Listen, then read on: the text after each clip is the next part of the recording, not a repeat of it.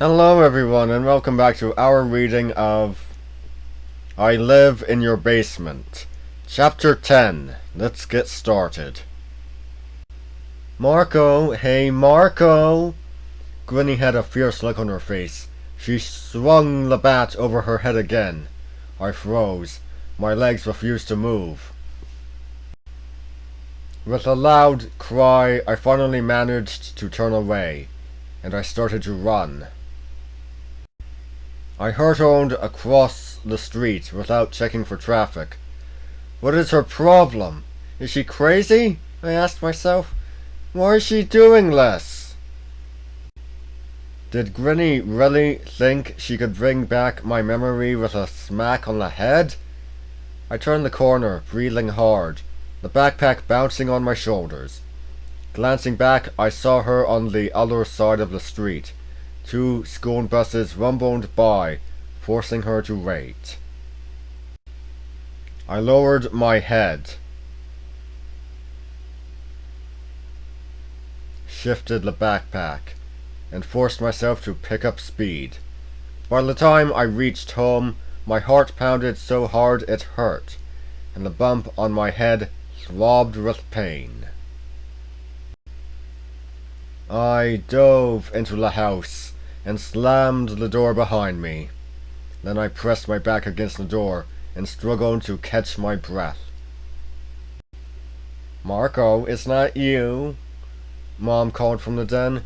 Still gasping for breath, I tried to choke out an answer, but only a low, croaking sound escaped my throat. Mom appeared in the living room doorway. She narrowed her eyes, studying me. How was your first day back? Okay, I managed to murmur. You didn't overdo it, did you? She demanded. Why do you look so pale? Did you take gym, Marco? I gave you a note to excuse you from gym, remember?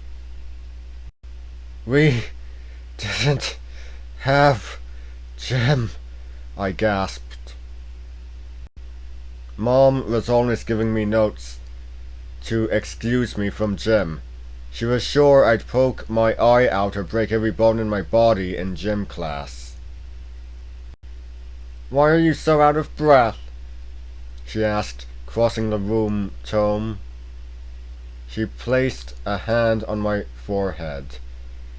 You're sweating. Didn't I warn you about sweating? It'll give you a cold. Really? I'm fine, I said, starting to feel normal again. I slipped out from under her hand and peeked out the front window. Had Grinny chased me all the way home? I didn't see her out there.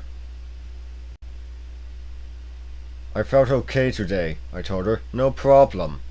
I wanted to ask her about the hospital, but I didn't want her to know that I'd lost my memory.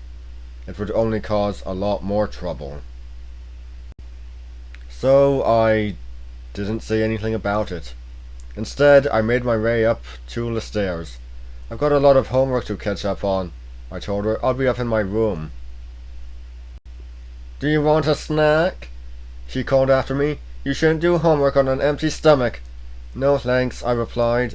I climbed the stairs and hurried down the hall. I stopped in the doorway, and I let out a startled cry when I saw a boy sitting on my bed. He looked about my age. He had wavy black hair around a thin, serious face. He gazed at me with dark eyes, sad eyes. He wore black denim jeans and a loose-fitting plaid flannel shirt. He didn't appear at all surprised to see me. Who are you? I stammered. It's me, Keith, he replied softly. I told you, I live in your basement. And yeah, that's chapter 10. What the hell is a room tome? Is that... I don't know. Is that some weird American thing? I have no idea. Anyway, that's all for today. I'll see you next time. See ya!